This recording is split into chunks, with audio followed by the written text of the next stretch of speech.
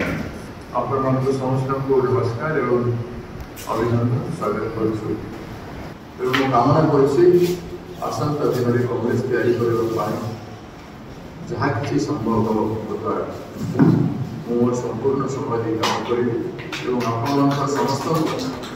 आशीर्वाद एवं सहयोग कामना कर विभिन्न कार्यक्रम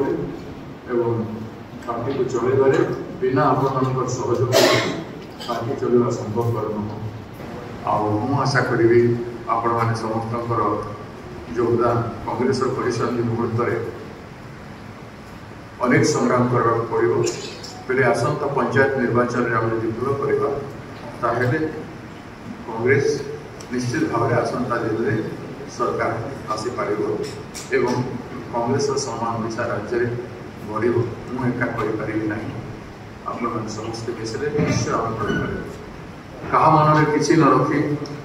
मु समस्त आशीर्वाद कामना कर मोर कौन से लालसा ना राजनीति लक्ष्य थी स्वाभाविक कथा राजनीति अभिलाष रखा जो मुझे पद पाती से पद पाती कि मु शीर्ष जाती ये साधारण कथा बिना एम्बिशन काम राजनीति करते ना करने कथा भी नुह एम्बिशन रही कथा किंतु जिते बड़े जहाँ पार्टी जो हिसाब से करुँची ताकू सम्मान करवाटा प्रत्येक श्रृंखलित व्यक्ति काम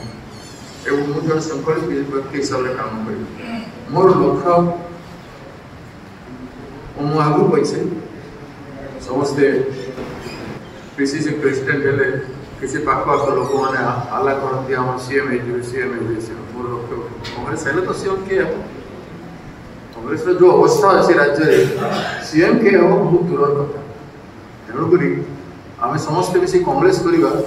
बोले आम भर किए जीव से हाइकमांड निष्पत्ति करती आम दल में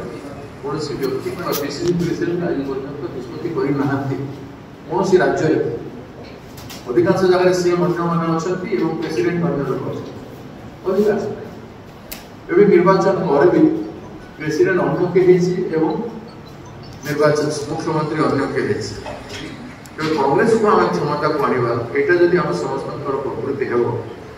कांग्रेस आसिले आम आस किए भी सीएम हो बोले सम्मान तो समस्त क्षमता तो समस्त सब कर्मी तो गर्व करेंगे एवं लोकंर काम करवाटा जो उद्देश्य निर्वाचन हुए कि राजनीति दल अच्छी आम कांग्रेस दल नीति सिद्धांत जहाँ आम गांधीजी प्रिंसिपल को लेकर आज पर्यंत नेहरू जी डॉक्टर बाबा साहब आंबेडकर संविधान प्रणीत सब जिन को आम कांग्रेस दल गोटे ही दल जो सम्मानित कर काम किसी भूल त्रुटि व्यक्ति विशेष मान द्वारा दल द्वारा किसी व्यक्तिर भावना को विचार को दलर विचार कह पारे से मुझे पारे कि किए भी व्यक्ति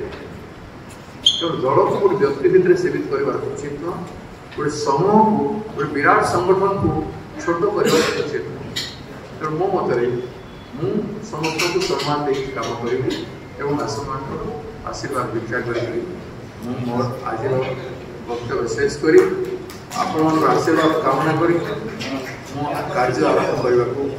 जाऊँ। नमस्कार।